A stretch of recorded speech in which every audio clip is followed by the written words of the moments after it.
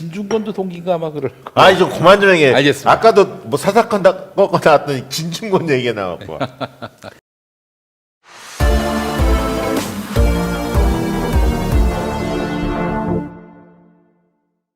박시영의 눈 시작하겠습니다. 반갑습니다. 반갑습니다. 예. 아이고. 박 힘드시죠? 대표님. 네, 아유 안 힘듭니다. 박 대표님 조선일보에도 나오시고, 예. 예. 어떻게 생각하세요? 한마디 해주셔야죠. 이 총선 국면이니까 예. 좀 자제하고 총선이 마치면 본격적으로. 대응하시겠습니까? 네. 알겠습니다. 조선일보는 창간 100년 되는 시점까지 거짓말과 마타도를 퍼뜨리고, 그러고도 100년을 기생한다는 게 혹시 그래서 100년을 기생한 걸까요? 거짓말과 마타도. 좀 조선일보에 대해서는 뭐 하고 싶은 말이 없습니다. 근데 정말 이런 신문이 100년 동안 대한민국 수도 서울에서 한복판에서 꽈리를 틀고 앉아서 국민들한테 예. 가르치려 드는 이런 참 현실이 너무 비루합니다. 예. 그렇습니다. 자, 알겠습니다. 오늘도 역시 금요일 박시영의 눈 시작하겠습니다. 네. 박시영의 눈 이제 주목할 만한 후보 만나보는 네, 시간입니다. 그렇습니다. 오늘 모신 분은 정말 훌륭한 분입니다. 자, 우리 국회의원 출마 후보계의 김용민 변호사님 나오셨습니다. 안녕하세요, 김용민입니다. 그래요. 뭐 자주 뵌 것 같아. 근데 나는 너무 걱정되는 게 예. 김용민입니다 이러면은 혹시 또 막말 김용민하고 오인할까봐 항상 바른 말만 하시는 분인데 그러니까. 제가 항상 뜨끔뜨끔합니다. 선거운동 하러 지원하러 가시기가 좀. 아니 그런 생각은 꿈에도 안 꾸고. 그래요? 그나마 제 이름 때문에 괜히 또 선거운동 아니, 때 그래도 어려움을 겪으시는 거 아니지? 예. 우리 또 김용민 앵커에 대한 예. 사랑과 애정을 가진 좋아하는 사람도 있는데 팬들이 어마어마하게 제가- 많습니다. 지난번 3등 했잖아. 제가 2등 했어요. 무슨 소리야? 2등 했나? 2등이었어. 지난번 우리 김어준 지난번 그때 예. 3등. 제가 저기 팬이 한 150만 되고 안티가 500만입니다. 예. 그래서 그런 거예요. 자, 우리 남양주병에 출마하신 네. 김용민 변호사 나오셨고, 자 그리고 또 한 분, 네. 부산 북강서 을에 우리 최지은 박사님 어서 오십시오. 반갑습니다. 예. 네. 아이고 부산에 내려가셔서 지금 네. 운전을 하고 참 계세요. 어떻게 그렇게 예. 어려운 결단을 또 했는지도 이따 좀 들어봤으면 네. 좋겠어요. 예, 쉽지 예. 않은 결정을 하신 것 같고. 네. 일단 뭐 각자 우리 시청자분들한테 아는 분들도 계시겠지만 또 처음 뵙는 분들도 계실 테니까 인사하는 시간 갖도록 하겠습니다. 우리 김용민 후보님부터 지금부터는 후보님이라고 불러드릴게요. 네. 후보님부터 본인 소개 간단하게 해주시죠. 예, 안녕하세요. 저는 김용민입니다.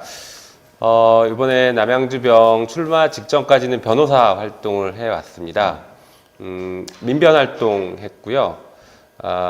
이제 유성 간첩 조작 사건, 그리고 김학의 사건 등을 이제 주로 했었습니다. 그리고 낙곰수 사건에서도 변호인으로 활동을 했고, 뭐 많이 아시는 그 박근혜 오촌 살인 사건 때문에 뭐 두바이로 출장을 다녀오거나 했던 그런 여러 가지 활동들을 했습니다. 그러다가 최근에는 우리 문재인 정부 들어서는 그 검찰 개혁과 관련된 일들을 좀 많이 했습니다. 검찰 개혁 관련된 위원회 3개를 들어가서 활동을 했고, 그리고 이제 검찰 개혁과 관련된 여러 권고들을 하는 그런 일들을 했었습니다. 그렇게 하다 보니까 또 자연스럽게 이렇게 정치 쪽 그리고 입법부의 권한 역할에 대해서 고민을 하게 됐고, 그래서 이번에 출마를 좀 결심하게 됐습니다. 그리고 조금 전에 그 말씀하셨던 그 김용민 PD님과 이름이 같아서 안티팬이 500만이다 이 말씀하셨는데 실제로 지역에서 어떤 분을 만났습니다. 네. 어떤 분이 저한테 갑자기 오시더니 마스크 쓰고 오시더니 그 목사님을 그렇게 구속하면 속이 시원하냐? 당신 천벌 받을 거다. 갑자기 저한테 그러시는 거예요. 그래서 무슨 얘기인가 곰곰 생각하다가 저도 그분이 아니에요. 그랬더니 죄송합니다 이러고 가시더라고요. 그런 일이 있었습니다 이미. 예. 아까도 예. 기본골 의장 인터뷰할 때 예. 당신 그 선지자를 구속시켰다고 회개하라고 막 그런 걸 올린 사람도 있었습니다. 예, 그래요. 아유, 알겠습니다. 우리 또 최지은 후보님 본인 소개를 좀 해주시기 바랍니다. 네, 저는 북강서을의 후보고요. 오랫동안 경제 전문가로 일했습니다. 그래서 민주당이 오기 전에는 세계은행이라는 국제금융기구에서 7년 정도 일했고, 그 전에는 아프리카 개발은행이라는 또 다른 국제기구에 4년 정도 일했고, 근데 첫 직장은 삼성입니다. 삼성전자 수출부서에서 통신 장비 수출하는 일을 4년 정도 해서요, 한 뭐 15년 정도의 일한 경력이 있고, 세보니까 한 100여국 다녔더라고요. 거기서 이제 산업, 뭐 통상, 그 다음에 거시경제정책에 관련된 뭐 자문을 해주거나, 뭐 가난한 나라가 돈이 필요하면은 이제 국제기구에서 차관을 빌려주거나 뭐 그런 일을 했습니다. 네. 아, 멋있는. 야, 세계 저는 은행. 이 나이들이 어떻게 되시는지 굉장히 궁금했어요. 우리 네. 최재형 박사는 더 동안처럼 보이잖아요. 네. 봤더니 80년생. 네, 네. 지금 이제 우리 나이로 매우 젊으시죠. 40. 41하고요. 예, 만으로 39입니다. 39. 진짜 만으로서 30대네. 네. 그리고 김용민 변호사도, 김용민 후보도 굉장히 궁금했는데, 왜냐하면 워낙 일을 많이 했기 때문에 유명한 일을. 그렇죠. 얼굴은 동안인데 네. 동안까지는 아니구나. 네, 동안까지는 아니고. 근데 나이가 좀 그 가늠이 좀 안 잡혔거든요. 네. 근데 봤더니 76년생이시죠. 네. 그러면 40대 네, 중반이시잖아요. 네. 네. 야, 그러니까 30대, 40대가 정치해야 하거든, 사실. 그렇습니다. 대거 진출을 해야 하는데 아직도 좀 문턱이 좀 높은 것 같아요, 국회가. 한번 좀 여쭤볼까요? 대학 때는 둘 다 어떤 학생이었습니까? 공부만 열심히 했나요?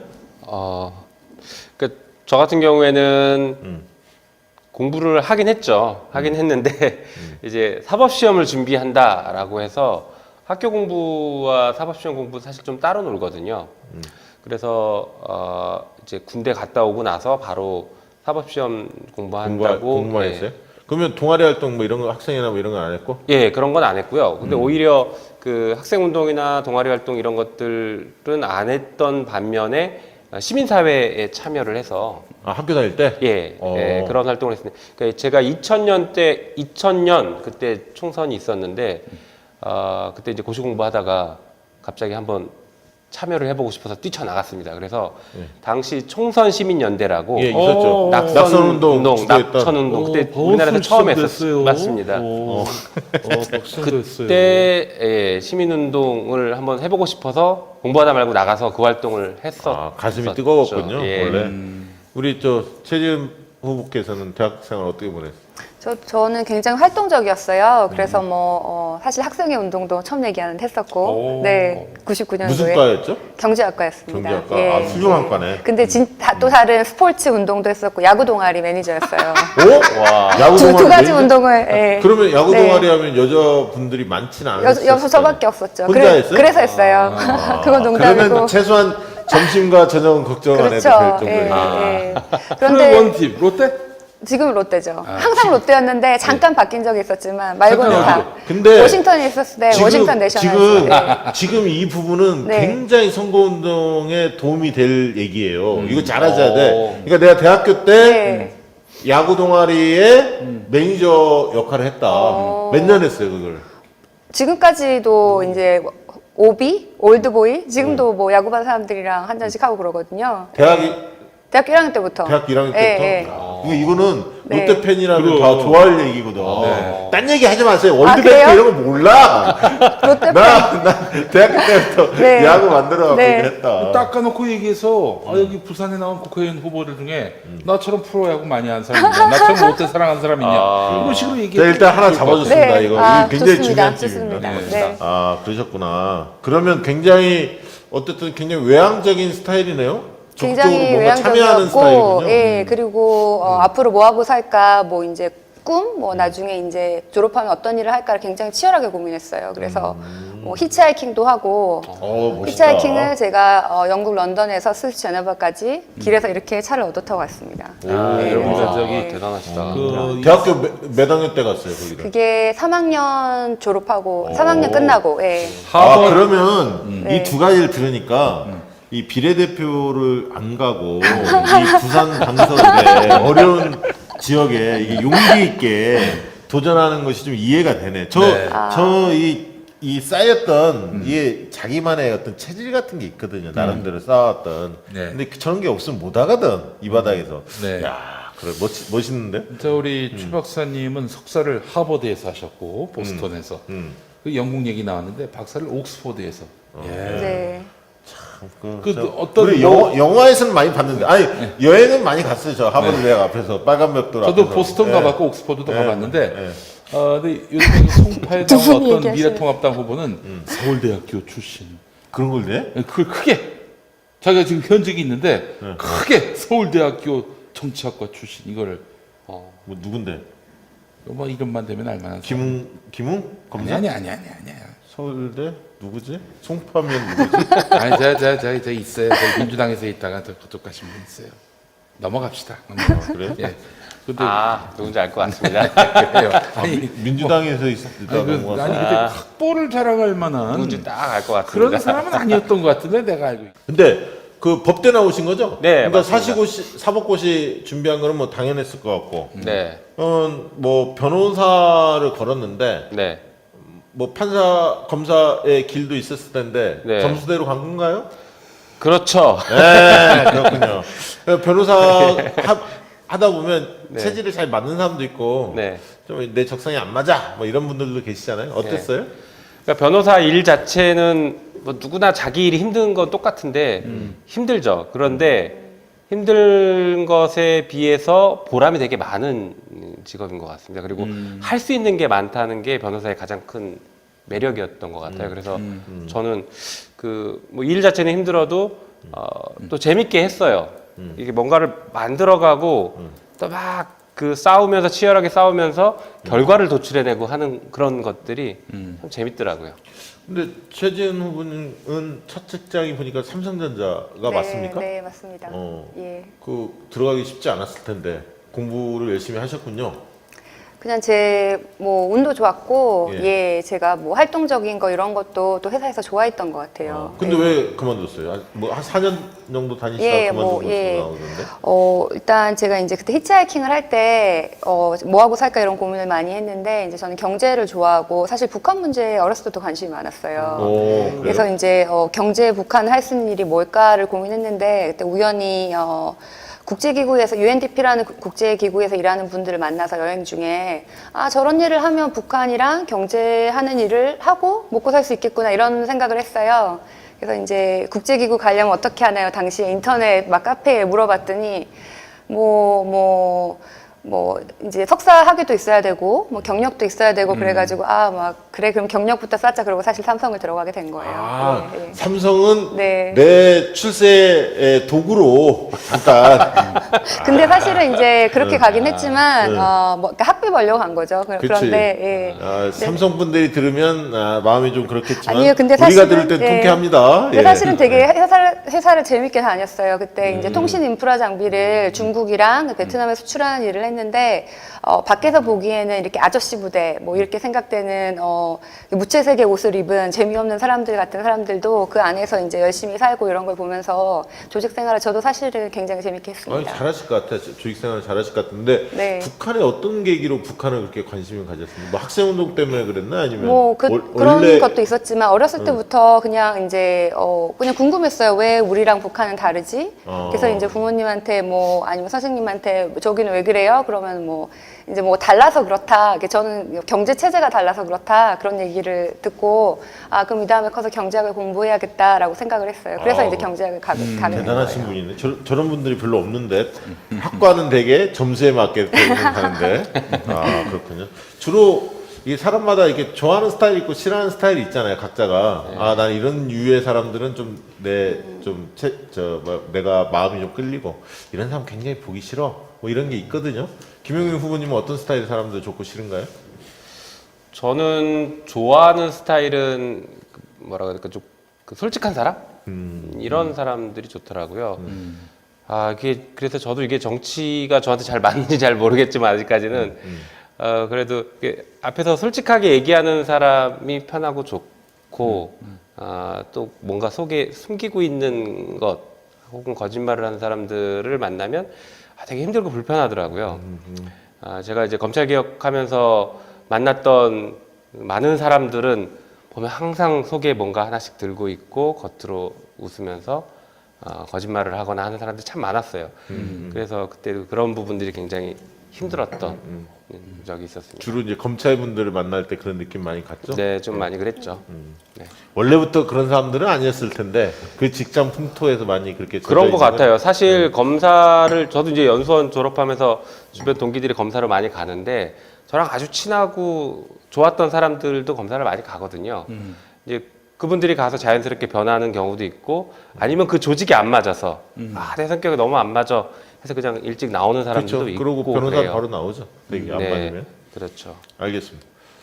우리 최진우 후보는 어떤 사람 좀 좋아하세요? 어떤 사람 싫어하고? 저도 진정성 있는 사람, 그런 사람을 좋아하고, 그리고 좀 이렇게 합리적인 사람을 좋아해요. 저는 뭐 너무 뭐 선동적이거나 뭐 감정 효소하거나 이런 사람 별로 안 좋아하고요. 그리고 이렇게 이제 그런 사람이 두루 예를 들면 누가 있었죠? 선동적이고 제가, 감정적인 사람. 그러니까 제가 이제 딱 누구를 말할 수는 없지만은 이렇게 이제 자기의 진정성이나 뭐 자기의 정체성을 덮어두고 뭐 유불리에 따라서 이렇게 뭐 당을 바꾸는 철새, 뭐 선동적인 이런 사람들이 생각납니다. 아, 그래요? 네. 이모 의원 여성분 아우, 뭐 생각나고 네. 뭐 그러겠네. 본인을 한마디로 설명한다면 어떤 사람이라고 할 수 있어요? 저는 한마디로 생각한다면은 지금 저는 이제 뭐 정치 신인이잖아요. 뭐 신인인데 뭐 진정성 있는 사람이라고 얘기하고 싶습니다. 아, 가슴이 뜨거운 가슴이 뜨거운. 네. 김용민 후보님은? 저는 외유내강 뭐 그런 어디 가서 이런 얘기 하지 말라고 하던데요. 뭐 정치인한테 별로 안 좋다 뭐 이렇게 얘기는 하는데 제 스스로 평가할 때 저는 그런 면이 있는 것 같아요. 평소에 사람들 만나면은 의외다 언론에서 보는 그런 강한 이미지랑은 다르다, 편하다 이런 얘기들을 많이 하시거든요. 근데 이제 언론에서 봤던 그 강한 이미지들을 항상 제가 기자회견하거나 뭐 이렇게 하고 있었던 사진들이라 나 그랬던 옛날에 건데 그 유우성 예, 예. 간첩 조작 사건 나왔을 때 그럼요.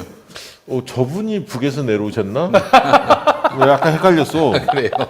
약간 이 각이 약간 이북에 계신 분들하고도 에이, 약간 왜 이북에 어떠소? 한번 알았어. 그 현빈 안 봤어 영화? 참네. 현빈이 현빈 북한 같은- 사람입니까? 예. 그렇구나. 자, 우리 김용민 후보한테 또 몇 가지 여쭤볼게요. 워낙 많은 사건을 이제 수임을 하다 보니까 또 그리고 네. 뭐 너무 화제의 중심에 있는 사건들을 많이 하셨어요, 사실은. 네. 근데 내가 제일 궁금했던 거는 네. 왜 그렇게 굵직굵직한 사건이 네. 김용민 변호사한테 다 가게 됐습니까? 그것도 남들이 맡기 싫은 사건들이에요. 아니 근데 그 이유가 있을 것 같아. 그러니까 저도 사실은 그게 조금 궁금한데요. 예. 말씀하신 그런 이유도 있어요. 일단은 제가 유성 간첩 조작 사건으로 그러니까 좀 알려졌고, 그리고 그 사건을 이제 현장형으로 잘 파헤친다라는 이런 얘기들이 좀 돌기 시작했거든요. 그러니까 뭐 유성 사건 하면서 제가 중국 출장 가서 직접 그 증거 조사하고 북한 접경 지역까지 가서 확인하고 뭐 이런 것들을 열심히 한다는 게 했으니까 있구나. 보통 변호사들이 현장 안 나가거든요. 그렇죠, 그렇죠. 서류 보고 이렇게 기록 보고 아니 하지. 서류도 안 보고 재판장에 가는 변호사들 많아요, 그래요? 사실. 예. 그런데 이제 현장까지 가서 현장 조사를 하고 오는 그런 변호사다 이렇게 좀 알려지기 시작했던 것 같고 그러다 보니까 이제 그 중요한 사건 혹은 좀 어려운 사건들이 오기 시작했습니다. 가장- 저기 우리 김용민 변호사님 재판할 때 증인으로 한번 참석했는데 예. 저 양반 재판에서 저 양반 변호하는 거를 판사가 거스르기 굉장히 부담스럽겠다. 얼마나 재판을 주도면밀하게 잘 이끌어 가시는지 제가 감탄을 했어요. 저는 변호사가 아니라 프로듀서다. 뭐 그런 생각이 들 정도로. 프로듀서가 아니라 영화 감독이다. 그런 생각이 들 정도로. 알겠습니다. 예. 뭐 서로 뭐 덕담만 하기로 했습니까? 아니요, 그거 아니에요. 아니, 뭐, 장점이 있으면 장점을 제대로 네, 얘기해야죠. 알겠습니다. 예. 가장 그 맡았던 네. 일들 중에서 기억에 남는 사건이 있다면 어떤 사건일까요? 개인적으로는? 개인적으로는 유성 사건이죠. 그게 어떻게 보면은 제 인생의 변환점이 되기도 했거든요. 네. 사실 저는 유성 사건을 하기 전까지는 뭐 금융 전문 변호사로 주로 활동을 했었어요. 예, 뭐 증권회사에서도 일을 했었고, 뭐 M&A 사건을 하거나, 뭐 자산 유동화를 하거나, 뭐 이런 금융 전문 일들을 주로 해왔었거든요. 그런데 갑자기 간첩 사건을 하게 된 거죠. 예, 인생이 반전에 온 건데.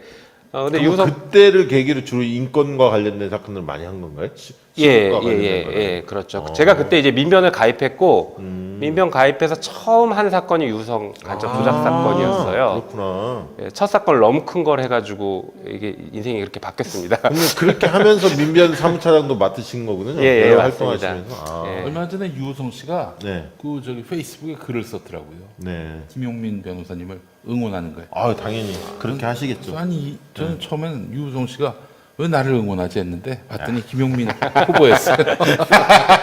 그 얘기 하시려고 예, 그러니까. 예, 예, 예. 근데 카이스트에서 지식재산대학원도 졸업하셨던데 네. 아까 그런 쪽에서 그런 건가요? 증권이나 그렇죠. 이런 예, 그거는 이제 민변 활동을 본격적으로 할 무렵 이때 예, 이제 대학원도 가고 뭐 조금 새로운 분야를 해보고 싶었거든요. 그랬군요. 네. 검찰 이제 아까 있던 대검 같은 경우 검찰개혁위원회, 법무부 검찰과거사위원회 위원으로 활동을 하셨는데 네. 검찰개혁의 핵심이 뭡니까? 검찰개혁 핵심은 두 가지입니다. 하나는 검찰에 집중된 권한을 나누는 것이고요. 그리고 또 하나는 검찰을 견제하는 것입니다. 이 두 가지가 검찰개혁의 처음이자 끝이다. 저는 이렇게 생각을 하고 있어요. 문재인 대통령의 어떤 검찰개혁에 대해 의지 네. 뭐 이런 것들을 어떻게 평가하십니까? 문재인 대통령 그리고 이 문재인 정부의 검찰개혁 의지는 그 역대 어느 정권보다 높고 강합니다. 게다가 최근에 우리 국민들이 보여주셨던 검찰개혁에 대한 열망, 촛불 집회에서 보여줬던 그 힘, 이런 것들을 더하면은 지금 검찰개혁의 최적기이죠. 실제로 그래서 검찰개혁의 중요한 법률 두 가지가 뭐 지금 통과가 됐고 앞으로 적어도 올해 안에 검찰개혁에 좀 새로운 장이 열릴 수 있는 그런 여건은 만들어졌다 이렇게 생각을 하고 있습니다. 지금 그 윤석열 총장에 대한 검찰 내부의 평가는 어떻습니까? 좀 갈릴 수는 있는 것 같더라고요. 근데 기본적인 평가는 이제 검찰 개혁을 저지하고 있는 것에 대한 내부 응원의 목소리가 있는 것 같고요. 그게 한 예. 몇 대 몇 정도로 보세요? 그게 좀 더 다수인 것 같더라고요. 한 60, 70%? 예. 그리고 또 한편으로의 다른 평가는 너무 특수부만 챙긴다라는 불만이 있었습니다. 그래서 그 윤석열 총장이 처음 가고 그때 그 대검 지도부나 검찰 간부 인사가 있었을 때 대검 간부급의 사표가 꽤 많았거든요. 그런데 이번에 그 추미애 장관이 가서 검찰 인사를 했을 때 뭐 검찰에 대한 어떤 그 좌천성 인사다 뭐 이런 여러 가지 평가가 있었음에도 불구하고 실제 나간 사람이 별로 없었습니다. 조용했잖아요. 예. 사실. 불만이 많았으니까. 그게 왜 그랬냐면 탕평 인사를 했기 때문에 그 전에는 특수부 출신 인사들이 다 요직을 차지했는데 지금은 골고루 갔습니다. 기획, 공안, 특수, 형사, 공판 이런 다양한 분야의 검사들이 골고루 승진했기 때문에 그 문제가 발생하지 그 않았다. 추 장관이 들어선 다음에 윤석열 총장 측이 좀 긴장하는 게 있습니까? 긴장을 했죠. 예, 분명히 긴장했고 특히 이제 검찰 인사를 통해서 어떻게 보면 윤석열 총장이 자신의 최측근들이라고 볼 수 있는 사람들이 이제 곁에 없게 됐죠. 그렇기 때문에 이제 윤석열 총장도 이게 권한이 실제로 사용될 수 있다. 라는 것을 좀 이번에 경험을 한 것 같습니다. 이 신천지 문제에 대해서 검찰이 굉장히 소극적으로 보이고 있잖아요. 네, 그랬죠. 검찰 내부에서 이 부분에 대한 불만이나 이런 건 없습니까? 글쎄요, 그 부분은 아직은 뭐 제가 지금 파악하고 있지는 못하는데요. 근데 적어도 검찰이 지금 신천지 수사에 대해서 소극적인 것은 분명하고 그런 게 굉장히 많은 비판을 받고 있죠. 네. 그런데 여기서 조금 그 조심해야 될 수도 있는 게 그 수사라는 것은 범죄 혐의가 있을 때 수사를 하는 것이거든요. 그러니까 수사가 방역 목적의 수사는 바람직하지 않은 수사일 수가 있습니다. 그래서 우리가 방역을 하기 위해서 빨리 수사해라라고 요구하는 게 자칫하면 검찰권을 다시 키워주는 그런 잘못된 결과를 낳을 수도 있거든요. 네. 그래서 저도 이제 얼마 전에 글을 좀 생각을 정리해서 글을 쓰기도 했는데 지금의 수사 방향은 방역 목적을 전제로 하는 것이 아니라 이게 지금 예를 들어서 내가 코로나에 감염됐는데 돌아다니면서 다른 사람한테 감염시키겠다라고 하는 사람은 상해죄로 처벌할 수가 있거든요. 이런 사람들 혹은 방역에 방해하는 사람들에 대해서 국가의 수사권이 동원이 돼서 이러면 처벌받는구나를 알려주는 게 필요한 상황이다. 저는 아니 그렇게 근데 평가할 그 수 예를 들면 지금 행정력을 동원해서 먼저 하고 있지 않습니까? 그 네. 전에 사실은 검찰에서 서로 그 예를 들면 질본이나 이런 데 하고 네. 협의를 해서 네. 먼저 예를 들면 명단이 누락된 것들이 상당히 많이 발견됐잖아요. 그러면 어떻게 대응해라 네. 라고 서로 얘기를 해줄 수 있는 게 많이 있는데 네. 시간을 한 일주일 뭐 이렇게 허비한 것도 있잖아요. 지금 보면. 뭐 그럴 수 있죠. 그런데 아마 예전에 그런 거 들어보셨을 것 같습니다. 뭐 대책회의 뭐 이런 식으로 해서 예전에 강기훈 유서대필 사건 같은 경우에 어떤 중요한 사회적인 이슈가 있었을 때 뭐 그때는 만들어낸 것이긴 했지만 그랬을 때 범정부 차원의 대책회의에 법무부 검찰을 끼워 넣거든요. 그래서 수사권을 동원해서 어떤 이슈를 돌파하려고 했던 것들이 과거에 경험이 있었습니다. 그래서 그 경험이 대부분은 부정적인 영향을 만들어냈어요. 검찰 공화국으로 가는데 중요한 역할들을 그렇게 그때 해왔거든요. 그런 면도 있다는 거군요. 예, 물론 코로나가 지금 그런 사태까지 갈 거다라고 보기에는 그때와 상황이 너무 다르긴 한데 우리가 검찰권 행사를 하는 데 있어서는 여전히 그 부분은 굉장히 좀 조심하면서 봐야 될 것 같다는 그런 지적도 상당히 의미가 있는 것 같고 한편으로 보면 또 사실 신천지가 전방위로 고위직 관료들이나 이런 사람들 정치인뿐만 아니라 네. 로비들을 상당히 했을 거고 검찰 내부에서도 있을 신천지 것으로, 신도들이 당연히 있을 거고 그렇죠. 보이지 않는 그런 손들이 의심이 저는 많이 되죠. 작동하지 않았을까 생각도 드는데 아무튼 그런 시각도 네. 또 질본 쪽에서도 그런 시각이 있었으니까 네, 네. 또 의미 있게 또 받아들여 보겠습니다. 저는 뭐 여담처럼 한마디 하자면은 김용민 변호사님은 검찰개혁위원회도 계셨고 뭐 과거사위원회도 계셨고 그러니 아마 검찰의 표적이 될 겁니다. 틀림없이. 이미 표적이 돼 있습니다. 그 선거법을 행여나 이제 뭐 낙선될 일은 많지 않을 것이다 이렇게 기대하기도 되는데 그 당선이 되더라도 이 선거법 없는 죄도 만들어서 어떻게든 낙마시키려고 하지 우리, 않겠는가 하는 염려를 갖게 염려를 됩니다. 할 수 있죠. 예, 예. 근데 말씀 들어보니까 군더더기가 하나도 없네. 깔끔하네 사람이. 근데 총선에 왜 뛰어들 생각하셨어요? 가장 직접적인 계기는 검찰 개혁이죠. 검찰개혁. 네. 그러니까 더 저기 당선돼도 낙마시키려고 할 것 그래서 같아요. 네. 일부러 중앙덕을 딱 찍은 거예요? 뭐 저기다 이렇게? 뭐 사실 그런 비슷한 경우였죠. 이게 저는 검찰 개혁에 의미 있는 승부를 한번 벌여보고 싶다, 해보고 싶다라는 것을 이제 당에 얘기를 했고 그런 희망을 표시를 했고 그게 이제 결국에는 지금 남양주병의 주광덕 의원과의 정면 승부가 된 것입니다. 아 좋습니다. 네. 자 최재훈 후보 오랫동안 기다리셨는데 몇 가지 여쭤볼게요. 이게 석사를 보니까 국제개발학 석사, 행정학도 했더라고요. 박사는 또 국제개발학 박사를 네, 하셨는데 네. 국제개발학이 뭔지 좀 설명을 해주시죠. 네, 모든 사람이 다 같이 잘 살 수 있게 만드는 학문입니다.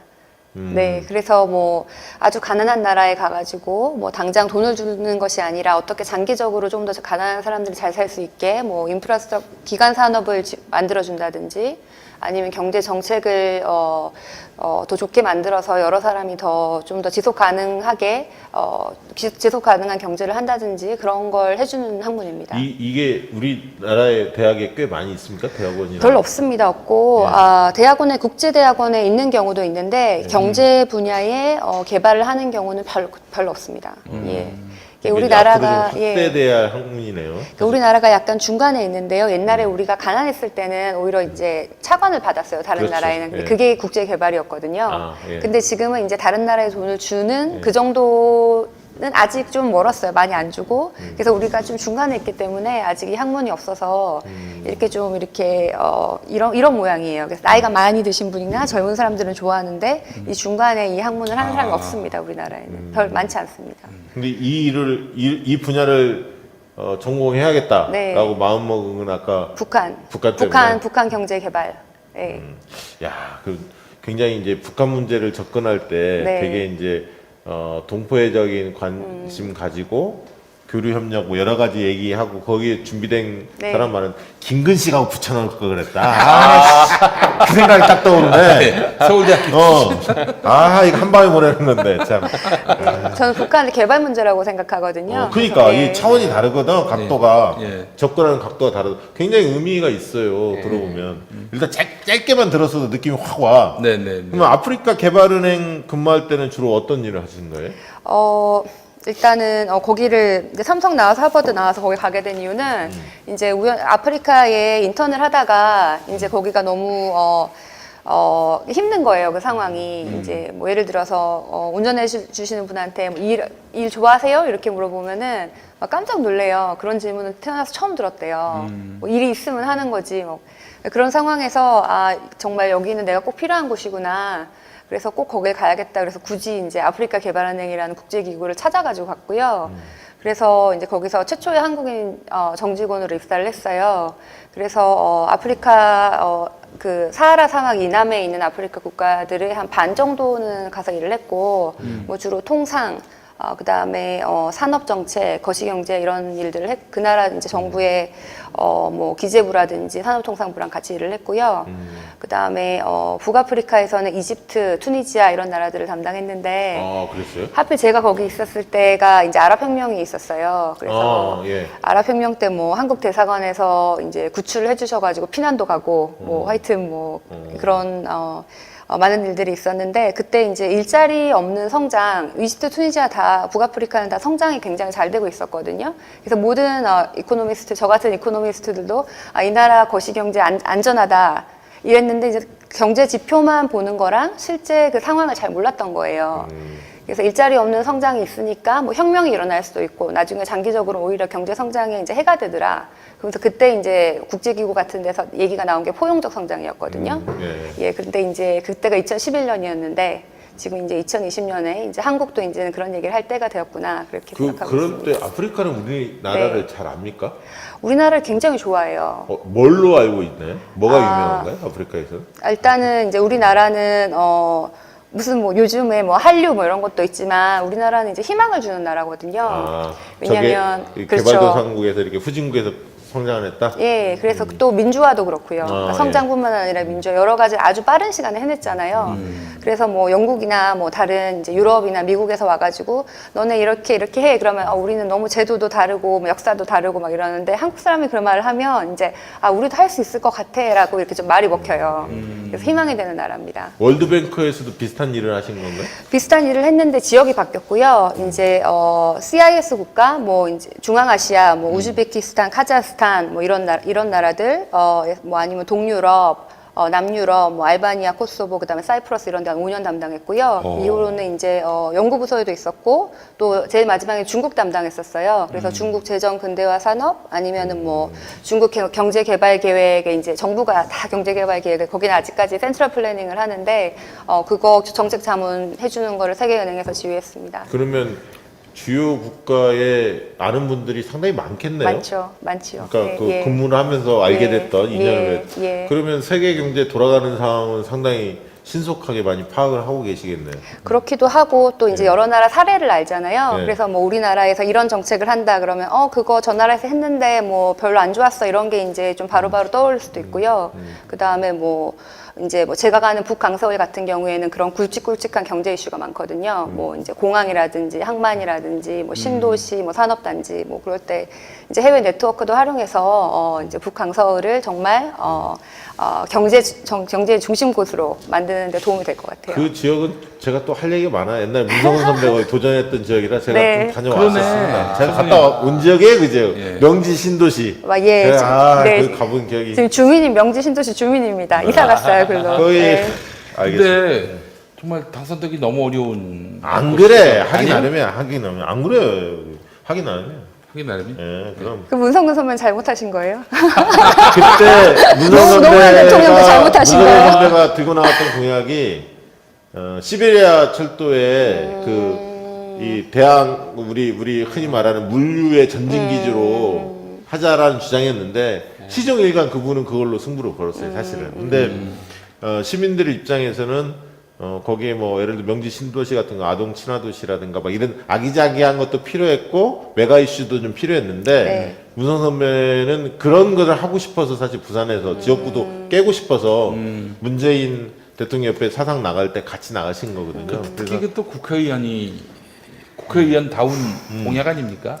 멋있는 고향을 했는데 네. 좀 당시에는 좀 이렇게 받아들이기에는 네. 조금 한계는 있었어요. 근데 제가 볼 때는 최재현 후보가 얘기를 하면 좀 더 들릴 것 같긴 해. 왜냐하면 지금 아까 전 세계 흐름을 쭉 갖고 있고 네. 다양한 네트워크가 있기 때문에 그러게요. 좀 더 실현 가능성이라는 측면에서는 다양하게 어필할 수 있겠다는 싶고요. 민주당 영입에 응하게 된 이유는 뭡니까?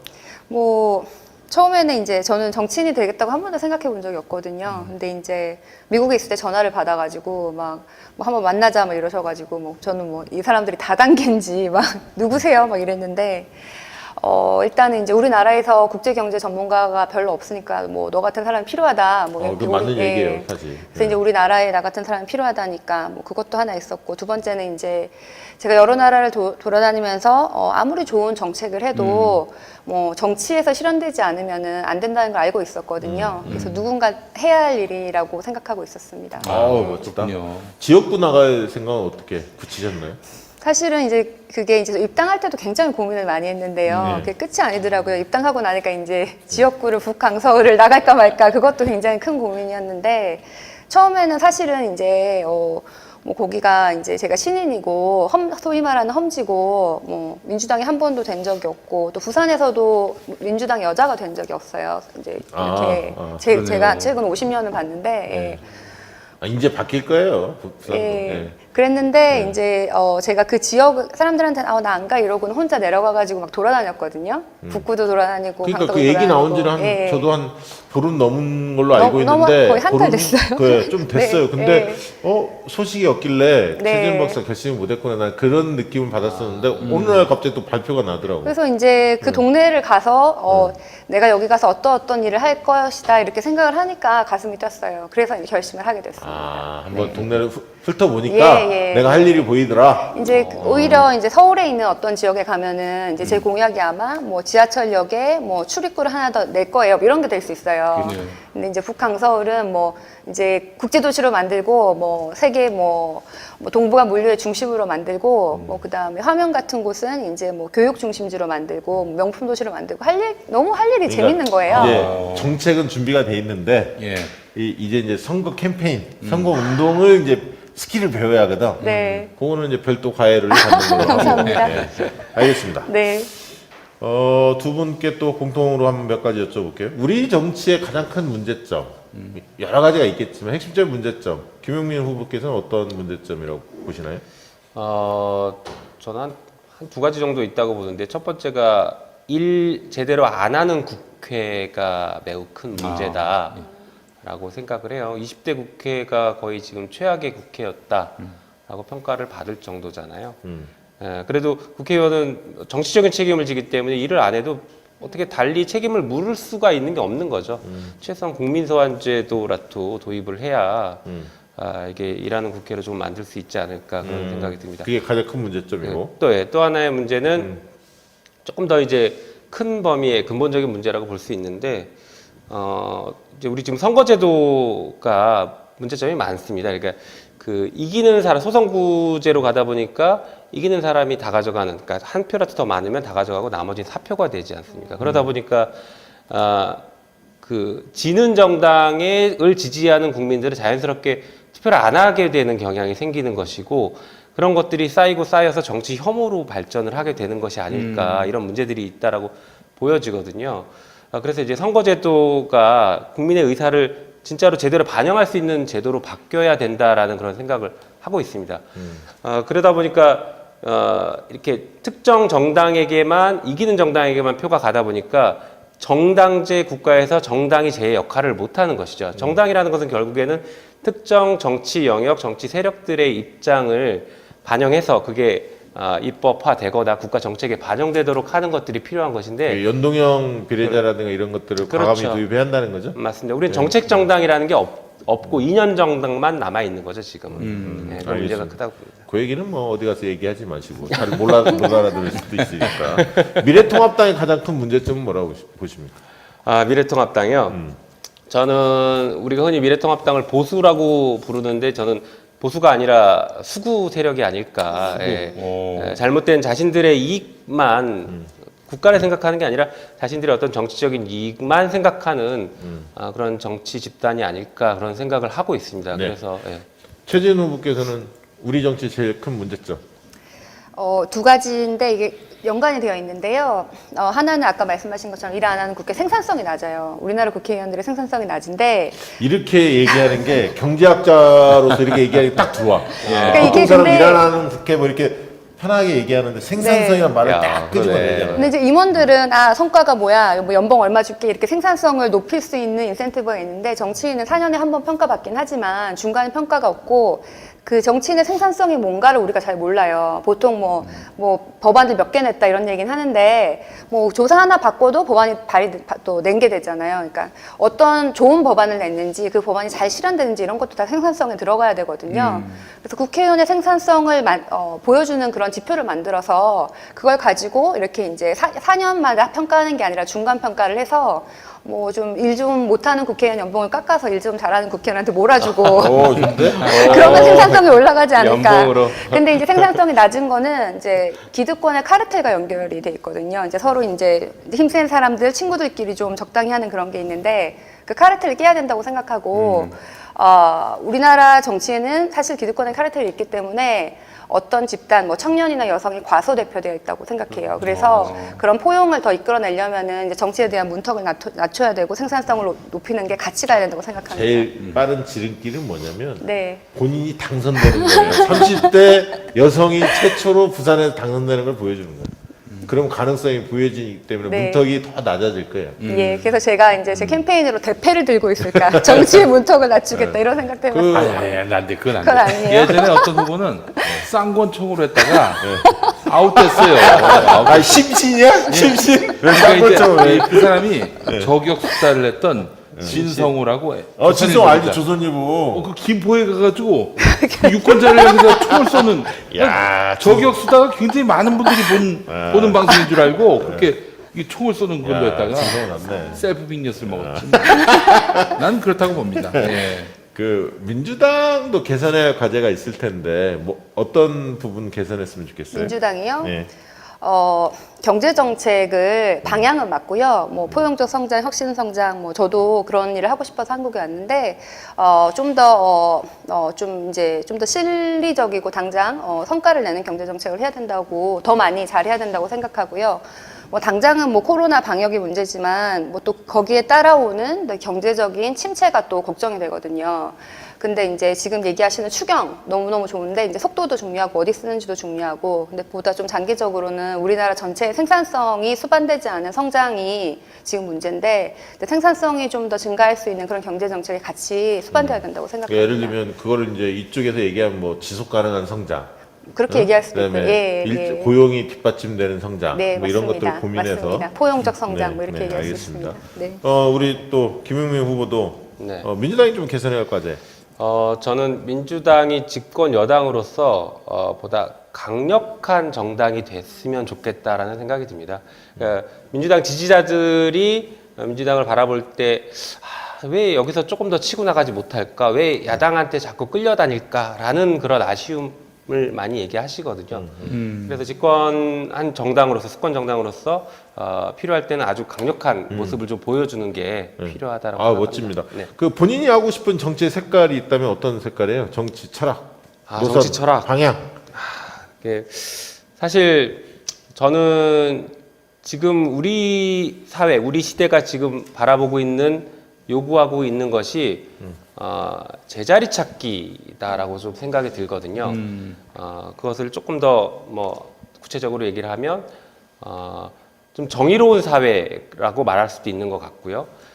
뭔가 잘못을 했으면 그 잘못한 만큼 처벌을 받고, 잘한 게 있으면 잘한 것만큼 칭찬을 받아야 되는데, 그게 지금 뒤섞여 있고 뒤죽박죽돼 있고, 힘 있는 사람은 잘못을 해도 그만큼 처벌받지 않고, 힘 없는 사람은 잘못을 해도 훨씬 더 많이 처벌받고 불이익을 더 많이 받아야 되는 이런 불균형, 불평등 같은 문제들이 좀 제자리를 찾아갔으면 좋겠다라는 생각을 그러니까 하고 결국 있습니다. 뭐 공정과 정의의 과제들을 네. 본인이 적극적으로 추진하고 싶은 게 있나요? 네, 좋아하는 맞습니다. 정치인 누굽니까? 정치인, 저는 노무현 전 대통령을 매우 존경했었습니다. 이유는? 아, 뭐 법조 선배이기도 한데 그 정치인으로서의 그 카리스마, 그리고 따뜻함, 인간적인 따뜻함 이런 것들이 잘 조화된 아주 존경할 만한 네. 정치인이다 생각합니다. 마음에 안 드는 정치인이 있다면? 지금은 딱 한 명이죠.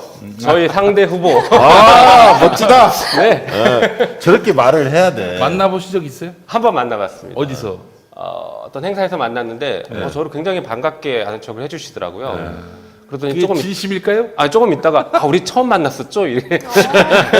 저를 전에 본 줄 아셨나 봐요. 아 그렇구나. 본인이 하고 싶은 우리 최지은 박사, 최지은 후보께서 본인이 하고 싶은 정치 색깔, 노선 방향. 전 뭐가 실력 있는 정치인이 되고 싶은데요. 멋지다. 실력 있는 정치. 네, 제가 생각하는 정치인의 실력은 그러니까 국민들이 원하는 거랑 만약에 경제 정책이라고 하면 경제가 잘 되는 게 같다는 거를 보여주는 거예요. 그래서 많은 경제 전문가들이 경제를 위해서 이렇게 해야 돼. 그리고 많은 정치인들이 국민들이 원하는 건 이거야. 그런데 이 두 개가 항상 다르거든요. 근데 국민들이 원하는 건 경제가 잘 되는 거거든요. 그렇죠. 그래서 이 두 개를 잘 연결하고 소통할 수 있는 게 실력 있는 정치인이라고 생각합니다. 지금의 우리 경제 상황에 대해서 어떻게 보세요? 지금은 근데 세계적인 침체예요. 우리나라뿐만 아니라 그래서 재정 확대 같은 거는 이제 계속 해야 되는데 우리나라에 조금 더 걱정이 된다면은 이제 투자, 뭐 장기적인 생산성 이게 걱정이 되는데 경제 지표만 가지고 뭐 우리나라 경제가 안 좋다라고 하는 거는 사실은 이제 맞지는 않다고 생각해요. 네. 가능성이 많이 있습니까? 우리의 미래 가능성? 쉽지는 않고요. 이제 우리도 어느 정도 잘 사는 나라가 됐기 때문에 이제 성장률이 낮아지는 것도 있고, 뭐 이제 무역이라든지 이제 대외 환경이 안 좋은 것도 있어요. 뭐 미중 갈등이었든지 지금은 코로나라든지 여러 가지가 얽혀 있지만. 뭐 새로운 개발 산업 이런 거는 우리가 뭐 아니면 새로운 산업에 대한 규제를 완화해서 뭐 부가가치가 높은 산업을 더 키운다든지 아니면 새로운 지역 예를 들어서 북강서 정말로 우리의 지역구라서 그런 건 아니고요. 그런 새로운 지역에 대해서 가능성을 키우는 게 성장 동력이 될 것이라고 생각합니다. 북한 문제는 어떻게 풀어야 돼요? 저는 북한 문제를 개발 문제라고 생각하기 때문에 그러니까 북한의 소득 수준이 올라가는 게 저는 북한 개발이라고 생각하는데 그게 통일이라도 관련이 있는 게 이제 한국과 북한의 소득 수준 차이가 커가지고 통일이 힘든 것도 있거든요. 그렇죠. 통일 비용이 큰 거. 근데 북한이 한국과 비슷한 소득 수준이면은 그렇게 반대하는 사람이 많지 않을 수도 있어요. 그래서 단기적으로는 그렇게 가야 되고 지금 당장은 이제 북한 개발 아니면 뭐 전환기 체제 전환 국가의 뭐 개발 이런 거 하는 국제 기구를 한국 위주로 하나 세웠으면 좋겠어요. 우리나라에서 유치했으면 좋겠어요. 그 이유는 이제 북한이 이제 세계은행 같은 데서 돈을 받을 수도 있고 그러면 북한 개발을 할 수가 있는데 뭐 대북 제재라든지 아니면 세계은행은 미국이 최대 주주거든요. 그래서 미국을 설득해야 될 만한 그런 게 다 가능한데 한국 주도로 그런 국제기구를 만들어 놓으면은 그런 펀드를 만들어 놓으면 뭐 우리 세금이 나가는 것도 아니고 그 펀드를 운용해 가지고 그런 일을 할 수 있고 뭐 북한 뭐 나중에 통일이나 북한 개발을 준비하는 뭐 일도 할 수 있고 제재 안에서 뭐 남북 철도라든지 그런 거에 대한 뭐 기금을 마련할 수도 있고 또 우리나라뿐만 아니라 여러 나라가 공동해서 펀드를 만들 수 있고 한국이 주도할 수 있고 또 제일 큰 장점은 우리는 이제 우리나라에서 북한 문제는 뭐 분위기가 좋을 때는 막 모든 사람이 북한에 땅을 산다더라 막 이러다가 분위기가 안 좋으면 절대 얘기도 하지 꺼내지도 마라 표 떨어진다 뭐 이런 거잖아요. 그래서 국제기구가 이렇게 얘기를 하면 우리 정권이나 정치에 상관없이 꾸준히 조금씩 실무 준비를 할 수 있다고 생각하거든요. 그건 총선 공약으로 한번 당에 건의를 해보시죠. 좋은 아이디어 같은데. 감사합니다. 제가 또 국제경제 전문가시니까 국제경제의 또 하나의 화두가 바로 양극화 해소, 불평등의 문제 이런 맞습니다. 것들이 있는데 예. 우리 최 박사님은 어떤 견해를 갖고 계신지. 양극화가 심화되고 있는 건 맞는데요. 그게 나라의 소득에 따라서 좀 다르고 뭐 또 그 나라의 정책에 따라서 달라지는데 뭐 이런 거예요. 예를 들어서 기술, 뭐 디지털 이런 것 때문에 양극화가 많아진다고 생각하잖아요. 뭐 그게 이제 선진국에서도 사실이고 중진국에 특히 심한데 후진국에서는 그렇지 않아요. 오히려 양극화가 줄어들고 있어요. 줄어들고 기술 있죠. 때문에. 뭐 인터넷이 없었던 곳에 뭐 은행이 없었던 곳에 모바일 뱅킹 때문에 사람들이 은행을 사용할 수 있고 이러면서 양극화가 줄어들고 있거든요. 그래서 그거는 이제 우리나라 같은 경우에는 사실은 기술이 양극화가 심화될 수 있는 소득의 나라지만 그러니까 정책을 뭐 예를 들어서 할머니 할아버지들도 뭐 핸드폰을 사용해가지고 뭐 경제적인 뭐 소득을 뭐 사용할 수 있는 그런 걸 지원해 드린다. 뭐 동사무소에서 할머니가 파시는 뭐 물건을 뭐 전자상거래를 할 수 있도록 지원해 드린다. 이런 거를 고민해서 어떻게 하면 기술이 소외계층을 끌어들일 수 있는 걸 정부가 인센티브를 주면은 그런 양극화가 줄어들지 않을까. 그러니까 기술 때문에 양극화가 벌어지는 게 아니라 기술 때문에 양극화가 줄어들 수도 있다. 근데 이게 저는 이제 성장은 성장대로, 그 다음에 뭐 분배는 분배대로가 아니고 이렇게 같이 가는 게 포용적 성장이라고 멋지네. 생각하거든요. 아유, 저 역시. 제일 좋아하는 정치인 누굽니까? 제 노무현 대통령입니다. 야, 노무현 대통령 인기 좋은데. 아니 또 부산 북강서 그러시네. 북강서 의리면은 거기서는 그렇게 계속 얘기해야 돼. 그 실제로 부산의 여론조사 해보면 노 대통령이 압도적 1위예요. 그러니까 제가 왜 그 얘기를 저는 FJ 많이 하거든요. 지역에 돌아다니면서. 근데 해보면 젊은 사람들도 다 누구를 좋아하세요? 그러면 다 노무현이라는 거야. 아, 왜 그래요? 그러냐 물어보면 자기들은 경험해보지 못했는데 부모님들이 하도 노무현 하니까 궁금해서 막 찾아본 거야. 그리고 봉화마을도 가보고 젊은 애들이. 그렇게 해서 아, 진짜요? 젊은 애들 그리고 이제 노무현 재단에서 하고 있는 여러 가지 프로그램도 있고 그래서 그리고 스타일에 맞는 거야 부산 사람들한테 아싸한 맛이 있잖아요. 그래, 예를 들면 그렇죠. 화끈하잖아 맞아. 사람이. 그래서 통해요. 그래서 노무현 대통령 하시는 게 좋아. 마음에 안 드는 정치인 누구예요? 아까 말씀드렸어요. 아, 네. 누구? 뭐 사람 이름을 말하긴 그렇고요. 이렇게 자신의 정체성을 유불리에 따라서 자주 왔다 바꾸는 갔다 하는 사람들, 탈세 네, 이 자주- 모시기 뭐 그런 사람들 한 명뿐만 아니라 조 그 부산에 다 모였는데 그러네요. 거기는 또 이상호 미키르쿠 기대해 봅니다. 주광덕 의원에 대해서 어떻게 평가하세요? 뭐 중요한 말씀이네요. 저는 이제 검찰 개혁을 저지하는 사람이다라고 개인적으로 평가하고 있습니다. 그 주광덕 의원이 검찰 개혁과 관련해서 보여줬던 일관된 행동들은 검찰과 내통해서 검찰 개혁을 막는 어떤 이슈를 계속 폭로했다라는 그런 관점들이거든요. 실제로 그런 커넥션들이 있는 것처럼 보였던 게 최근에 그 이상윤 서울중앙지검장의 문자를 전혀 엉뚱하게 얘기를 해서 왜곡해서 얘기를 해서 확인이 됐고 그 문자를 얘기해 준 사람이 누구인지 추측이 가능한 그런 상황이 만들어졌었죠. 그리고 그 수사 과정에서의 요소에서 검찰만 알 수 있는 내용들을 직접 본인이 알고서 폭로전을 했던 아니 근데 그런 것들을 궁금한 보면 거는 네.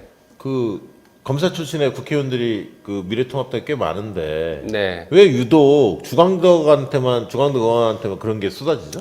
그거는 저도 지금으로서는 알기 어려운데 추측컨대 꼭 입성하셔서 알아봐 주세요. 추측컨대 윤석열 총장과 지금 동기잖아요. 사무연선 동기거든요. 23기. 예, 그렇기 때문에 조금 더 가능성이 높지 않을까라고 생각합니다. 근데 지역에서 평가는 어때요? 주광덕 의원 일 잘했습니까? 지역에서 평가는 저는 이제 저를 지지하는 분들 위주로 만나다 보니까 별로 좋지는 않더라고요. 그러니까 뭐 중앙 정치, 자기 정치만 하려고 하지 지역에 별로 도움이 되지 않았다. 여론조사 뭐 해보면 그렇게 뭐 세다는 느낌은 아닌 것 같아요. 주광덕 의원이. 네. 최민희 전 의원이 네. 원래 이제 그 갈고 닦았잖아요. 그 그랬죠. 지역에. 예. 최민희 전 의원에 대한 주민들 평가는 어떻습니까? 인기가 상당히 높습니다. 저도 그래요? 예, 깜짝 놀랐는데 인기가 매우 좋고 그 인기가 많은 비결이 굉장히 솔직하다라는 것이고 약속을 잘 지킨다라는 이미지가 똑순이에요 한마디로. 아주 강하시더라고요. 네. 실제로 저도 만나 뵙고 이번에 이제 처음 알게 됐는데 만나 뵙고 말씀을 나눠보면 그 허튼 소리라고 해야 될까 이런 것들을 잘 안 하시는 스타일이더라고요. 한 말은 지키려고 하는 것도 확실하시고. 그 최민희 전 의원한테 찍히면 죽어요. 그래요? 뭐 그럼. 그렇군요. 그분이 좋은 면만인 줄 알았더니. 아니 그게 굉장히 좋은 면일 수 있어요. 그러니까 네. 그 정도로 이 호불호가 네. 어떤 문제에 대해서 분명히 자기 입장이 있고 네, 저 맞아요. 아니다 하면 결코 타협하지 않아요. 굉장히 또 집요하시잖아요. 네, 맞아요. 집요해요 이분. 남양주병은 어떤 동네입니까? 남양주병은 굉장히 넓습니다. 8개의 읍면동이 있어요. 남양주가 가불병이 있는데 가불은 뭐 한 4개 정도의 지역들인데 저는 이제 병원 8개의 읍면동이 있습니다. 그렇군요. 지역적으로도 넓고. 그리고 여기가 지금 교통 문제가 심각해요. 다산 신도시가 여기 들어가네? 네, 맞습니다. 다산 신도시가 있죠. 다산 신도시도 있고 그리고 기존의 이제 그 도시 그리고 이제 농촌 도농 그 복합 도시이기 때문에 이 모든 지역에서 그 대표적으로 문제 제기를 하는 게 교통 문제입니다. 그것은 결국에는 여기 계신 분들이 남양주에서 뭔가를 해결할 수 있는 구조가 아니다. 그러니까 직장을 남양주에서 다닐 수 있는 구조가 아니고 다 서울로 서울로 가야 가야 되니까 서울로 그러니까 차가 막히는 것이고 교통이 어려운 것이고 불편한 이런 문제들이 생기는 것이죠. 그러니까 거기서 먹고 살 만한 일자리들이 형성이 돼야 하는데 남양주 전체로 보면 그렇습니다. 그게 아직 네. 없고 네네. 그다음에 이제 제가 남양주를 항상 가면서 느낀 것은 뭐 예를 들면 별내, 진접 뭐 이렇게 다 떨어져 있잖아요. 네 맞아요. 그러다 보니까 그 안에서 남양주를 예를 들면 대중교통을 이용해서 뭘 다녀보려면 굉장히 불편하게 돼 있죠. 네네 그게 맞습니다. 안 돼 있어요. 그래서 주민들이 한 곳에 모일 수 있는 곳도 부족하고 부족해. 그런 문화도 없고. 부족한 상황입니다. 그러니까 제가 예, 예. 예, 그래서 남양주 시민의 네. 자긍심이라든가 하나된 일체감을 형성할 수 있는 뭔가 큰 거를 뭔가 그림을 그려야 돼 사실은. 네네 맞습니다. 그러니까 가불병 국회의원들 같이 네. 손잡고 민주당의 후보들이 공통공약 같은 거 하나 낼 필요 있어요. 제가 볼 때는 남양주 전체적인 그림 속에서 네. 그런 걸 좀 고민해봤으면 좋겠고요. 네. 그다음에 선거 준비하면서 가장 지금 뭐 우려되고 걱정되는 게 있다면 뭡니까? 지금 당장은 코로나죠. 사실 저 같은 경우에는 그 남양주 병 지역에서는 그 알려져 있지 않은 인물이거든요. 그렇죠. 완전히 신인이고 초짜이고 네. 가서 이제 목사를 구속시킨 그 사람으로만 알려져 있는데 예. 그런데 정작 얼굴을 알려야 되는 상황에서 얼굴을 못 알리고 있어서 그게 지금 현재는 어려운 부분입니다. 그렇겠네요. 그렇겠네요. 예, 예. 그 뭐 예를 들면 당원들이나 핵심적인 당원들이나 이런 분들은 이제 거의 다 만나 보셨습니까? 지역에서 활동가들을? 네, 다는 아니고 좀 많이 만나 뵙기는 했어요. 그런데 그런 당원 모임 같은 것들도 지금 현재 할 수가 없는 상황이라 그래서 뭐 만남을 하면 개별적으로 이제 한두 분 정도 인사하고 그런 정도입니다. 지금 이럴 때일수록 그래도 많은 수는 아니지만 서너 명 정도는 네. 치킨 번개 뭐 이런 걸 때려서 같이 좀 자영업 하시는 분들 도움도 주고 한 4명 정도 모이는 건 많은 분이 아니니까 실제로 지금 그런 정도의 정도는 모임을 하거나 해야죠. 예, 뭐 그건- 티타임을 하거나 그러고 있죠. 슬로건은 어떻게 정하셨습니까? 슬로건은 한다면 한다. 어. 로 가고 있습니다. 그게 이제 뭐 여러 가지 의미가 있을 수 있는데 제가 이제 변호사 생활하면서 맡았던 어려운 사건들을 끝까지 집요하게 파고들어서 결국에 성과를 냈던 것을 좀 강조하고 싶었습니다. 그래서 그러면 뭐 남양주 발전 한다면 한다. 네. 김용민 뭐 이런 네. 거겠네요. 크게 두 가지죠. 검찰 개혁도 한다면 한다. 중단 없는 검찰 개혁 끝까지 가겠다라는 것과 남양주의 발전을 위해서 약속드린 것은 꼭 하겠다라는 의미를 멋지네요. 가지고 있습니다. 자, 우리 최지은 후보. 네. 북강서 지역이 이제 노 대통령 지역이다 보니까 네. 정치적 상징성이 상당히 큰데요. 부담되지 않으세요? 사실 처음에는 이제 그게 설레기도 했고 부담도 됐어요. 이제 설레기는 뭐 노무현 대통령이 뭐 이렇게 설렜지만 또 한편으로는 내가 감히 어떻게 그런 곳을 가나 뭐 그런 걱정도 됐거든요. 그런데 일단은 이제 가고 나서 뭐 제가 도착하자마자 이렇게 어르신들이 오셔가지고 저한테 국밥을 사주셨는데 이제 저한테 이제 할아버지들이신 어르신들인데 이제 노무현 대통령이 거기서 처음에 나왔을 때 210만 원이 후원이 딱 그게 들어왔다 그래요. 누가 한 명이 200만 원 내고 한 명이 10만 원 냈다 그래요. 그래요. 그 다음부터 안 들어왔다 그러는데 그때 10만 원 내셨던 분이라고 그러시더라고요. 그래서 저한테 국밥을 사주시고 88 년에? 예. 언젠지 모르겠어요. 88 예, 년에. 언제 선 건지 모르겠지만 그리고 또 어떤 할머니가 전화를 주셨어요. 그러니까 어르신이라고 해야겠죠. 할머니보다 어르신이 전화 주셔가지고 이제 부산 사투리로 네 이번에 지금 내한테 죽는다 그러시는 거예요. 그래서 이제 이거 더 이상 이제 최지은 개인의 도전이 아니라 너무 많은 사람이 오랫동안 원했던 그런 일을 이제 진보 진영의 이제 그냥 대표 선수로 뜨는구나. 그래서 꼭 승리해야겠다 이런 생각이 듭니다. 전재수 시당위원장이 많이 도움 주십니까? 예, 뭐 옆 동네잖아요. 옆 동네인데요. 제가 도와주세요 그랬더니 선거는 각자 하는 거라고. 자기 거하기 급하구나. 그래도 도와주세요. 네, 그래도 거기 도와주세요. 근데 부산에서 초등학교, 중학교 나오셨던데 맞습니다. 예, 예. 거기 소재지는 어디에 부산? 동래구예요. 사직동 야구장 근처입니다. 예. 제가 명륜동에 잠깐 있었는데. 그래요? 그러세요? 네. 그렇구나. 네. 자, 이현주 의원이 어쨌든 남구를 봉천을 받았어요. 예, 예. 서병수 전 시장이 부산 진갑. 네. 아까 얘기 드렸는데 김영춘 의원과 붙고 예. 이현주 의원은 또 우리 박재호 네. 의원하고 붙게 돼서 어쨌든 이제 그 상당히 이제 그 PK 공천을 파격적으로 좀 한 건데요. 네. 그다음에 이제 아까 중구 영동구에 있었던 곽규택을 옆 동네를 막 빼버리고 자기 측근을 막 받고 상당히 좀 부산 민심이 어제 오늘 또 막 약간씩 달라질 수 있을 것 같은데 어떻습니까 분위기는?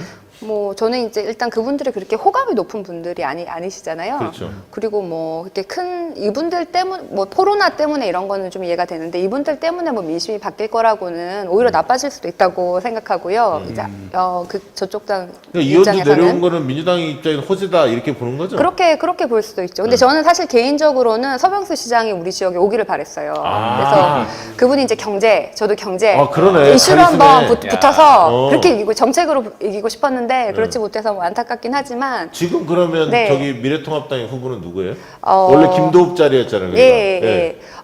전진당에 있다가 미래통합당으로 간 김원성이라는 분인데 이분도 신인이시고 어떤 분인지는 전 잘 모르지만 이분도 이제 출마를 하신 이유가 노무현 정신을 잇기 위해서 출마를 하셨다고. 아 그래요? 미래통합당 후보면서 야, 그래서- 그러면 노무현 정신에 대해서 토론을 한번 하자고 그랬어요. 그래서 이제 저희가 지금 내려가서 한번 할까? 토론에? 그래서- 양 후보 모시고? 네, 저희 지역구는 노무현 없는 노무현 지역구입니다. 네. 네. 그리고 그 동네는 어떤 동네예요? 북강서구는? 일단은 아주 크고요. 부산 면적의 4분의 1. 아주 오. 커요. 그래서 이렇게 동네마다 다니려면 막 산이 30분씩 많은 게 차를 아니라? 커요. 지역이 커요. 지역이 아주 예, 크고 예. 성공도 아까 힘들고. 얘기하신 것처럼 네. 도농 복합이고 그러니까 제가 이제 막 그때 막 돌아다닐 때 이렇게 막 아파트 단지에 가면 젊은 사람이 막 너무 많고 막 굉장히 막 활기가 느껴지고 명지 막 신도시. 예, 거기. 그런데 아니 화명 신도시 화명 화명. 맞아요. 이런 데는 네. 막 뭐 청년들이 막 민주당을 막 지지해요. 그렇죠. 네. 제가 그냥 이제 사람들한테 민주당인 척 안 하고 그냥 지나가면서 막 물어보고 그랬는데 근데 할머니 할아버지들이 이렇게 이제 강서에 계시는 뭐 이렇게 시장 이런 데 계시는 할머니 할아버지들은 막 이번에 민주당은 뭐 다 빨갱이니까 절대 못 뽑으면 안 되고 뭐 북한에 돈을 퍼주고 막 이러시는 거예요. 네. 그래서 이제 제가 그분들을 보면서 그래도 이제 이분들이 저희 부모님을 생각나게 하는 따뜻한 분들인 거예요. 그래서 이분들이 원하시는 거랑 뭐 정부가 하는 게 크게 다르지 않다 이렇게 소통을 하는 게 제가 원하는 통일경제 첫걸음이다 이런 생각을 하게 됐습니다. 초등학교, 네. 중학교 친구들이나 선후배들도 네. 뭐 이렇게 알아보고 응원하러 오시고 초등학교 그렇습니까? 친구들이 이제 연락이 되는 친구들이 생겼고요 덕분에. 근데 이제 중학교 친구도 한 명 이렇게 됐는데 이제 그 지역구가 좀 이게 달라서? 커가지고 그 부산의 동네랑 이제 북강서가 좀 멀고 그리고 제가 이제 입당하기 전까지 계속 미국에 살았어요. 그래서 오랫동안 해외 생활을 했기 때문에 이제 다시 이제 친구들을 보는 게 굉장히 기대가 됩니다. 고향에 거기 가서. 그러면 예. 친척분들도 좀 있어요? 친척분들도 사실 솔직히 북강서에는 안 계세요. 예, 예. 부산에는 있고? 예, 부산에 계십니다. 예. 주민들의 핵심적인 니즈는 뭐예요? 핵심적인 니즈는 사실은 우리가 이제 노무현 정신을 얘기를 많이 하지만 중요하지만 그건 전국적인 니즈고 그 이제 주민들의 니즈는 강서 같은 경우에는 이제 경제 정책 그리고 이제 거기 산업단지도 있거든요. 예. 산업단지 그 다음에 이제 강서는 사실은 공항 예. 가덕도 신공항 아니면은 뭐 그 다음에 공항도 있고 항만도 있기 때문에 국제 물류로 될 수 있는 신도시도 있기 때문에 뭐 국제 비즈니스 타운으로 될 수 있는 그런 정책들이고 그다음에 화명은 이미 이제 좀 정착이 된 동네예요. 그래서 교육 복지 이런 게 교육과 문화시설 이런 거고요. 또 그 옆에 있는 다른 동네는 좀 이렇게 소외계층이 많이 사시는 동네도 있어요. 네, 그런 거는 이제 전반적인 이 동네가 좀 복지 시설이 많아지고 좋아지고 일자리가 많이 생기고 뭐 너무 다른 동네들이 모여 있기 때문에 이렇게 동네별로 이렇게 공약과 뭐 이렇게 캐치프레이즈를 좀 다르게 해야 된다고 생각하고 그건 있어요. 있는데 부산은 전체적으로 뭐냐면 네. 부산도 굉장히 침체를 오래 겪었잖아요. 맞습니다. 그래서 예. 근데 과거에는 대구도 마찬가지고 네. 과거에 부산도 잘 나갔었잖아요. 네. 근데 결국은 4차 산업혁명 시대로 간다고 하는데 네. 앞으로 10년, 20년, 30년 뒤에 부산이 뭘로 먹고 살지라는 게 고민이에요. 그래서 결국은 새로운 부산에 대한 상을 제대로 보여주셔야 돼요. 그러니까 북강서만이 아니라 부산 전체를 네. 과연 미래의 부산의 상이 어느 쪽으로 가야 한다. 네. 거기를 위해서 우리가 뭘 준비한다는 게 예를 들면 유영민 후보도 마찬가지지만 좀 네. 모여서 저는 네. 지역 그 정책으로만 해당되는 선거구만의 정책이 아니라 부산 전체를 우리가 뭘로 책임을 질 맞습니다. 거냐 앞으로 네, 민주당 네. 후보들이 그렇게 접근해야 돼. 네. 이게 전재수랑 맞습니다. 다 그런 예, 사람들이. 네. 그래서 저는 그런 면에서는 뭐 예를 들면 유영민 후보는 또 과기부 그쪽에 정통부인가 그 네. 장관을 하셨기 때문에 네. 여러 아이디어들이 있을 거거든요. 그래서 네. 지금 블록체인 관련해서 뭔가 특구 그게 있잖아요. 네. 있는데 그것만 가지고는 얘기 안 된다고. 그래서 지금 원래 가지고 있는 후보님이 가지고 있는 여러 구상들과 기존의 몇몇 분들 중에서도 그런 아이디어 있는 분들이 한번 논의를 제대로 하셔서 네. 부산에 대한 비전 발표를 민주당 후보들이 모여서 한번 제대로 하십시오. 알겠습니다. 제가 선거 팁을 한번 드린 겁니다. 감사합니다. 예.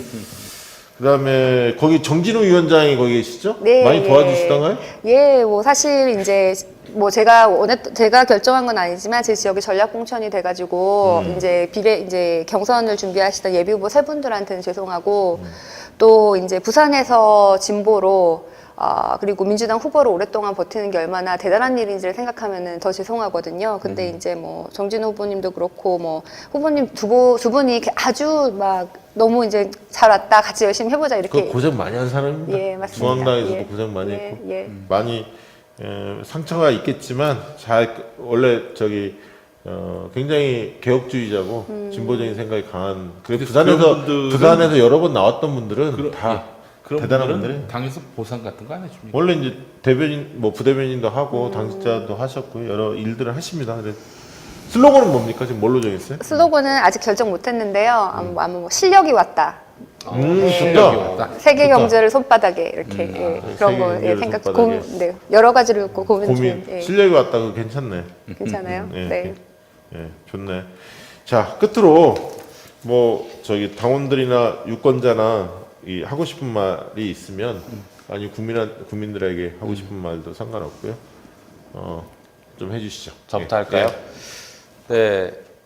먼저 우리 유권자분들한테 말씀을 드려야죠. 남양주 병뿐만 아니라 남양주의 어떤 지역 발전 문제에 대해서 되게 많은 고민을 하고 있고요. 저 혼자 고민하는 게 아니라 그동안 계속 고민을 해왔던 많은 분들과 같이 집단 지성을 이뤄서 고민하고 있습니다. 그리고 단순히 눈에 보이는 문제를 넘어서 남양주의 미래를 어떻게 그릴 것인가 이 청사진을 같이 고민하고 있거든요. 그 문제들을 또 이제 시민들과 더 말씀 나누면서 더 그림을 더 그려볼 생각입니다. 그리고 사실 이번 선거는 21대 총선은 굉장히 중요한 의미를 갖는다라고 생각합니다. 시대 정신에 역행하는 정치인이나 낡은 이 세력들이 이번 선거를 통해서 좀 몰락했으면 좋겠다라는 생각을 합니다. 그런데 안타깝게도 그 역대 최저 투표율이 나올 것 같다라는 얘기들이 벌써 좀 나오고 있어서 이제 주변 분들의 꼭 투표에 참여할 수 있도록 투표 동료 운동을 열심히 해주셨으면 좋겠다라는 생각을 하고 있습니다. 투표율이 낮아질 우려는 분명히 있는데 좀 네. 조사해 보면 그렇게까지 비관적이지는 않거든요. 그래서 좀 뭐 그럼 우리 다행이네요. 국민을 믿어야죠. 네, 마지막 한마디 하시죠. 저는 북강서을에 민주당이 꼭 깃발을 꽂도록 그 노무현 대통령이 떨어진 곳이기 때문에 많은 의미가 있는 곳이기 때문에 그게 제가 할 수 있는 태열한테 진 곳인가요? 예. 그리고 문성근 선배도 또 김도읍한테 지고 이런 곳이라서요. 이번에 거기서 이기는 게 제가 할 수 있는 최선인 것 같습니다. 열심히 하겠습니다. 네, 멋집니다. 아유. 오늘 두 분 뵈니까 다른 그동안의 후보들도 많이 있었지만 네. 굉장히 또 인상 깊었습니다. 사실. 꽉 찼다고 예, 해야 될까? 예, 예. 예, 그런 느낌을 네, 받았습니다. 그런 느낌 받았고요. 예. 개인적으로 저도 저 이제 책 썼던 것이 다 이제 마무리가 되고 다음 주에 이제 책이 하나. 아 그래요? 예. 오 알겠습니다. 책이 나오면 책 그때 제목은 한번 뭡니까? 대통령을 만드는 정치 컨설턴트 직업 소개 안내 시리즈 책인데요. 출판 기념회 한번 하시고. 아이 그런 건 안 하고 출마하셔야 될 텐데 시간이 좀 많이 끝났어. 늦었네요. 대선은 아직 열려 있기 때문에 대선 상관없습니다. 박 대통령 시대가 농담이고요. 예. 아무튼 다음 주에 책 나오면 한번 소개해드리기로 하고 예. 오늘 뭐 마무리 말씀. 예예. 해주시죠. 이건 뭐 여러분 4월 15일에 저희가 개표 방송을 하니까요.